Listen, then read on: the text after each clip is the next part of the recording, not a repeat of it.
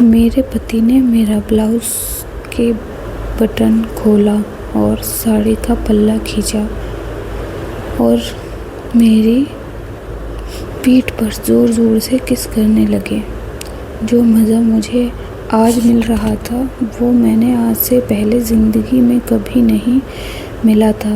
मेरी शादी को 1 महीना हो गया था, पर मेरे पति ने यह सुकून मुझे आज तक नहीं दिया था।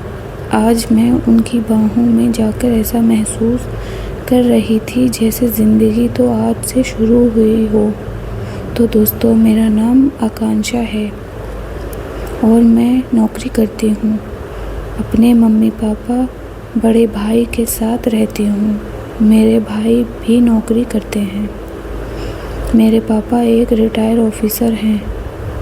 पापा चाहते थे भैया भी ऑफिसर बने, पर उनका दिल ऑफिसर बनने को नहीं करता था। इसीलिए उन्होंने एक नॉर्मल सी नौकरी शुरू कर दी। पापा मुझसे बहुत प्यार करते थे, हर चीज़ में मेरा साथ देते थे। मम्मी भैया से ज़्यादा प्यार करती थी, इसलिए वो भैया की तरफ बोलती थी। मैं पापा की लाडली बेटी थी, इसलिए मैंने जब पापा से अपनी नौकरी की बात की तो पापा फ़ौरन ही मान गए और कहा, ठीक है, तुम पढ़ाई के साथ साथ नौकरी भी कर लो। पापा ने बहुत सारे दोस्त बना रखे थे।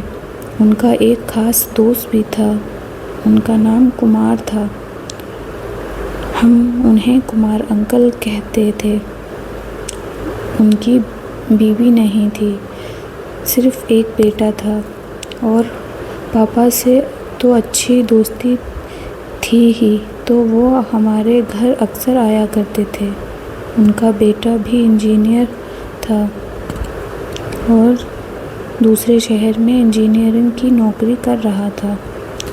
कुमार अंकल अकेले रहते थे। एक दिन वो मेरे घर आए और पापा से बात करने लगे। बातों बातों में उन्होंने अपने दिल की बात पापा से कह दी। कहने लगे, आकांक्षा मेरी बेटी जैसी है, बहुत प्यारी बच्ची है। मैं चाहता हूँ आप आकांक्षा को मुझे दे दें। मैं अपने बेटे के लिए मांग रहा हूँ। मेरे पापा को तो वो अच्छे दोस्त ही थे, इसलिए पापा ने भी हाँ कर दी, बिना मुझसे पूछे, क्योंकि उन्हें पता था कि उनकी बेटी उनकी मर्ज़ी के बिना कुछ भी नहीं करती है। पापा चाहेंगे तो वहाँ शादी करूँगी। रिश्ता पक्का कर दिया गया।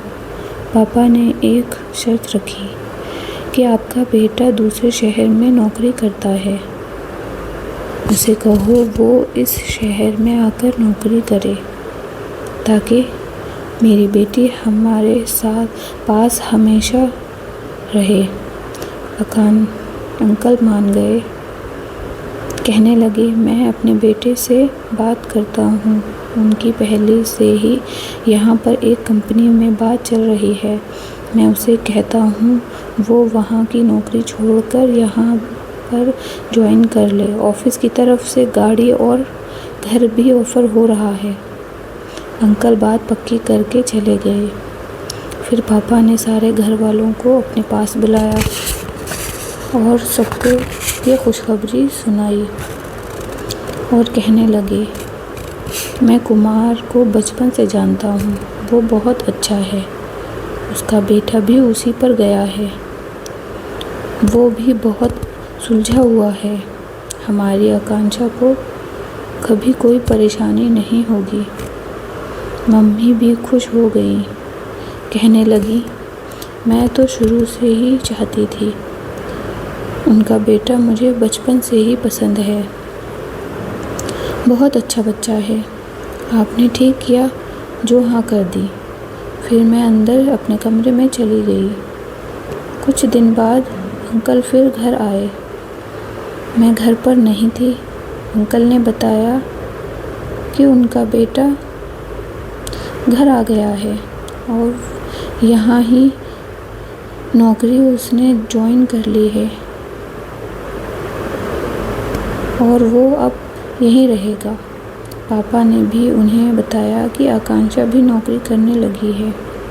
वो खुश थे, कहने लगे ठीक है, फिर दोनों साथ नौकरी करेंगे, साथ रहेंगे और सगाई की डेट फिक्स कर ली अंकल और पापा ने। मैं जब घर पर शाम को वापस आई तो पापा ने मुझसे कहा, बेटा 3 दिन बाद हमने तुम्हारी सगाई की तारीख रख दी है, तो ऑफिस से छुट्टी ले लेना। मैंने भी कह दिया ठीक है पापा, और मैं अंदर चली गई। मैं अंदर से खुश थी क्योंकि सब घर वाले बहुत खुश थे। 3 दिन बाद हमारी सगाई हो गई। मैं आपको उसका नाम बताना तो भूल ही गई। उसका नाम राज है। मेरी आज राज से सगाई हो गई है, पर वो थोड़ा चुप चुप रहता है। मैंने भी बहुत कोशिश की उससे बात करने की, पर मौका ही नहीं मिला।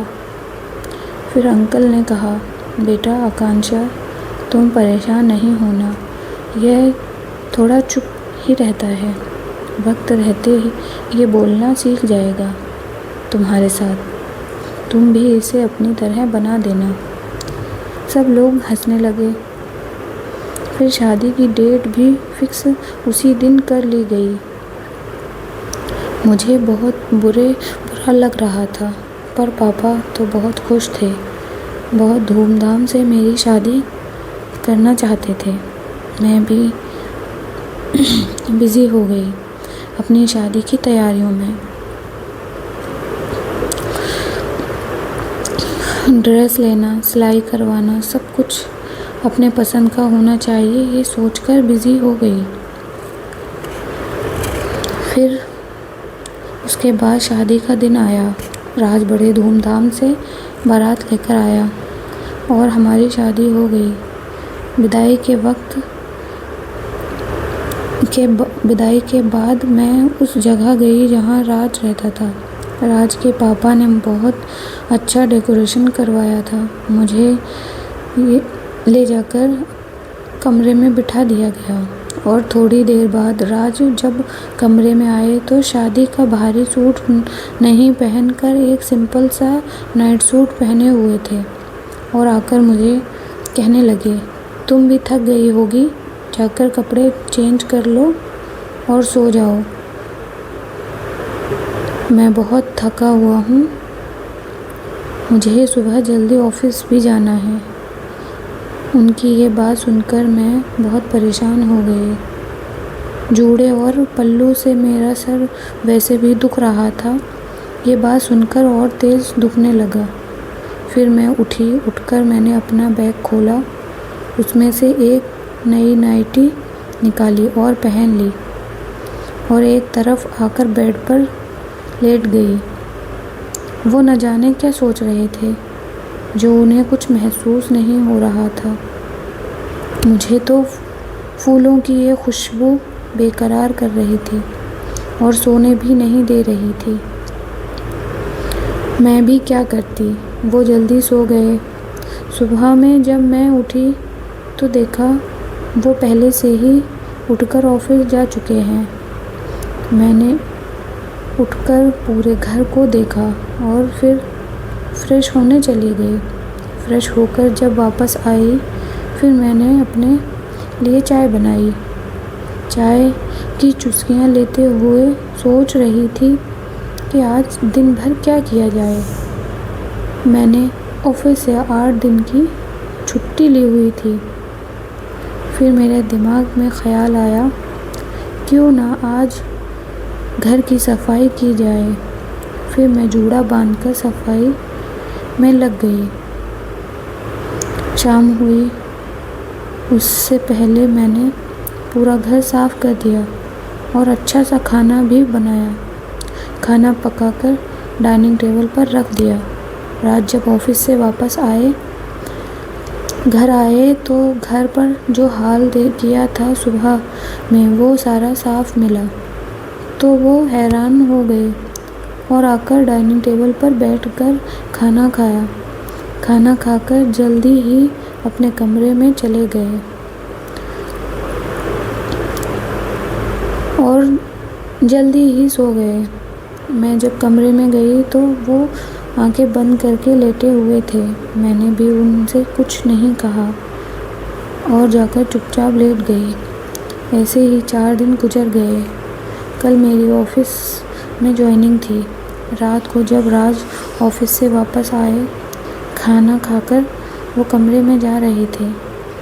मैंने उनका रास्ता रोका और बोली, रुक जाओ राज, मुझे आपके 5 मिनट चाहिए।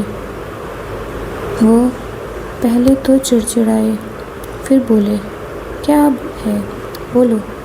मैंने उनसे पूछा, क्या अंकल ने इस शादी से पहले तुमसे नहीं पूछा था? क्या तुम्हारी शादी ज़बरदस्ती हो मुझसे कर दी गई थी, जो तुम मेरे साथ ऐसा कर रहे हो? राज ने कहा, हाँ।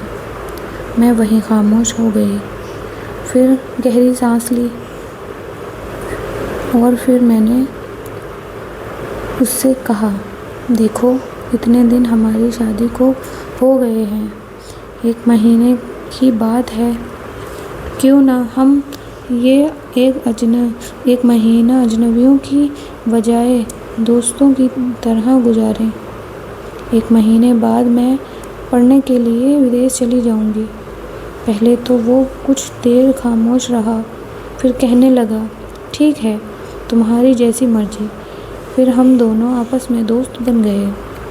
मैं रोज़ सुबह उठती, घर का सारा काम करती और नाश्ता बनाती, फिर जल्दी ऑफिस चली जाती। शाम को जब आती तो खाना बनाती और राज का इंतज़ार करती। हम साथ बैठकर खाना खाते वक्त उससे खूब सारी बातें करती। कुछ दिनों के बाद राज भी मेरी ऐसी बातों में इंटरेस्ट लेने लगा और उसे मज़ा आने लगा। वो भी मुझसे अपने दिल की बातें शेयर करने लगा। वक्त जल्दी जल्दी गुजर गया। एक दिन जब राज ऑफिस से वापस आया, उसने देखा कि यहाँ खाने का कोई इंतज़ाम नहीं है, तो मेरे पास आकर कहने लगा, क्या हुआ कांचा, आज तुमने खाना नहीं बनाया? मैंने भी कह दिया, पढ़ाई कर रही थी, इसलिए पढ़ते पढ़ते टाइम ज़्यादा हो गया, इसीलिए मैंने खाना नहीं बनाया। तो कहने लगा, कोई बात नहीं, आज हम बाहर से खा लेंगे। मैंने कहा, ठीक है। फिर मैंने राज को बताया, यहाँ से थोड़ी दूर पराठे और चाय का बहुत नाम सुना है, चलो आज यही ट्राई करते हैं। वो बोला, ठीक है, तुम कपड़े बदल लो, मैं आता हूँ। मैंने कहा, नहीं, मैं ऐसे ही चलूँगी। मैं क्रॉप टॉप पहनी थी। फिर हम दोनों बाइक पर बैठकर चाय और पराठा खाने चले गए। वहाँ से देर से वापस आकर जल्दी सो गए। अगले दिन सुबह में मैं जल्दी उठ गई थी, नाश्ता बनाया, सब काम ख़त्म किया और ऑफिस चली गई। ऑफिस से भी जल्दी ही घर आ गई। घर आकर खाना बनाया। इतने में राज भी घर आ गए। हम दोनों ने साथ बैठकर खाना खाया। खाना खाकर वो कहने लगा, चलो कहीं घूमने बाहर चलते हैं। फिर हम दोनों तैयार होकर बाहर घूमने चले गए। रात देर से लौटे। फिर मैं आकर थोड़ी देर पढ़ाई करने लगी। राज आया मेरे पास और कहने लगा, अभी तक तुम सोई नहीं हो, सो जाओ, अब कब तक पढ़ोगी? मैंने कहा, कल मेरा टेस्ट है, इसलिए थोड़ा पढ़ रही थी। सुबह हुई, मैं जल्दी उठ गई थी। मैंने सारा काम ख़त्म किया और टेस्ट के लिए घर से निकल गई। टेस्ट बहुत अच्छे से हो गया। सर ने भी कहा, अब तुम तैयारी करो बाहर जाकर पढ़ने की। मैंने बाहर आकर सारे दोस्तों को बताया। वो सब भी बहुत खुश थे। मैं जब बाहर निकल कर आई तो देखा थोड़े दूर पर पेड़ के नीचे राज बाइक लेकर खड़े थे। मैं भी अपने हद में ही थी। उसके पास जाकर खामोशी से पूछा, क्या हुआ राज, तुम आज ऑफिस नहीं गए और यहाँ क्या कर रहे हो? वो बोला, ऑफिस नहीं गया था, मैं तुम्हें लेने आया हूँ, चलो घर चलते हैं। मैं भी चुपचाप बाइक पर बैठ गई। फिर थोड़ी देर दूर जाकर राज ने एक रेस्टोरेंट में बाइक रोकी और कहा, चलो कुछ खा लेते हैं। हम दोनों ने खाना खाया और फिर घर आ गए। घर आकर रात को न सोने की वजह से नींद आ रही थी। फिर हम दोनों ही सो गए। शाम को जब मैं उठी तो जल्दी जल्दी किचन में जाने लगी। राज ने मुझे रोक लिया और कहने लगा, क्या हुआ, कहाँ जा रही हो? मैंने कहा, किचन में जा रही हूँ खाना बनाने के लिए। वो बोला, कोई बात नहीं है, आज हम खाना बाहर खाएंगे। मैंने कहा, ठीक है। राज बोला, जाओ जाकर रेडी हो जाओ। मैंने सूट पहनकर रेडी हो गई। राज अंदर आया और बोला, सूट रहने दो, आज तुम साड़ी पहन लो, साड़ी तुम पर बहुत अच्छी लगती है। मैं तो कुछ समझ ही नहीं रही थी राज को क्या हुआ है। फिर मैं एक सिंपल साड़ी पहनकर रेडी हो गई। फिर राज ने गाड़ी निकाली और मुझे हॉर्न देने लगा, जल्दी आओ आकांक्षा, देर हो रही है। मैं भी जल्दी जल्दी बाहर गई तो वो गाड़ी से उतरकर उसने मेरे लिए गाड़ी का गेट खोला और मैं गाड़ी में बैठकर फिर हम दोनों रेस्टोरेंट में चले गए।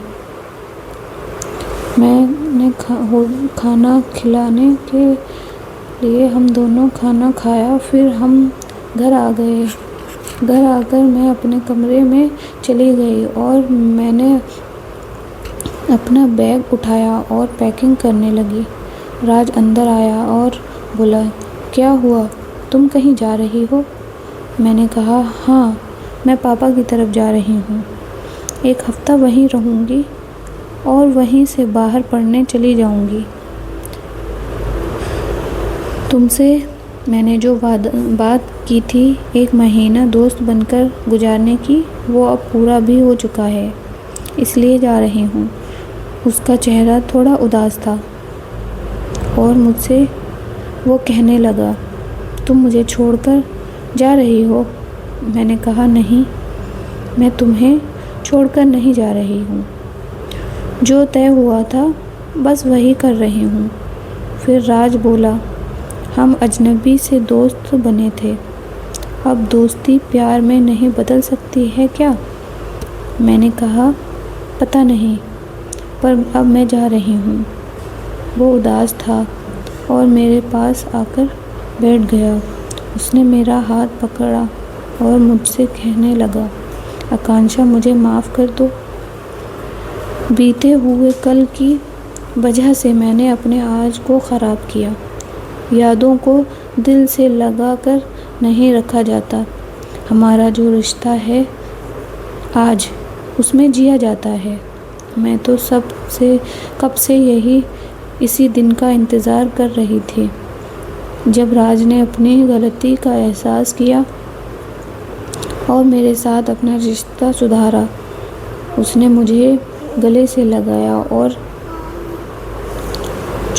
छुपाते हुए वो मेरे गालों को छू रहा था और मुझे किस करने लगा। मेरे किस करने से उसकी सांसें तेज हो गई थीं। उसने मेरा ब्लाउज़ का बटन खोला, साड़ी का पल्ला उतारा और फिर मुझे अपनी बाहों में खींच लिया और प्यार करने लगा। और एक पल में हमारी लंबी दूरी ख़त्म हो गई और मैं वहीं रहकर अपनी पढ़ाई पूरी करने लगी। राज अब मेरा बहुत अच्छे से ख्याल रखता है और हमारा रिश्ता भी एकदम ठीक हो गया। तो दोस्तों, आज की यह कहानी आप लोगों को कैसी लगी कमेंट बॉक्स में बताएं। अगले वीडियो के लिए चैनल को सब्सक्राइब कर लें और बेल आइकन भी दबा दें। Bye bye.